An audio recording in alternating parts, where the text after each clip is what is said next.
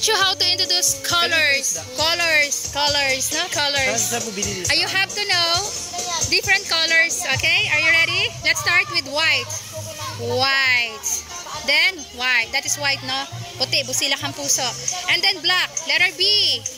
Black. Okay? Kasi yung kilay natin ay black. Then brown. Letter B. Brown. Then purple or violet. Letter B. Violet. Blue. Letter B. Blue. Yellow. Letter Y. Yellow. Orange. Letter O. Orange. And of course, red. Our lips is color red. Red. And pink. Letter P. Pink. Is there any more other color? Other color? Lang na. No more color? What is that? Okay, slow. Again. What is this? A?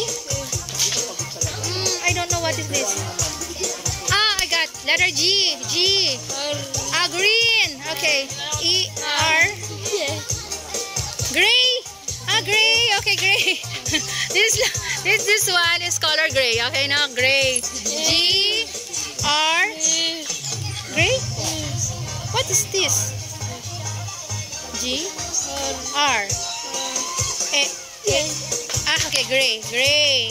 And then green. Okay. Medyo slow ako, no? This is gray. And this is green. Okay, again. One more time. Okay, white. Black. Red. Pink. Orange. Blue. Yellow. Violet. Green. And gray. Okay. Those are the proper ways of saying colors, no, using sign language.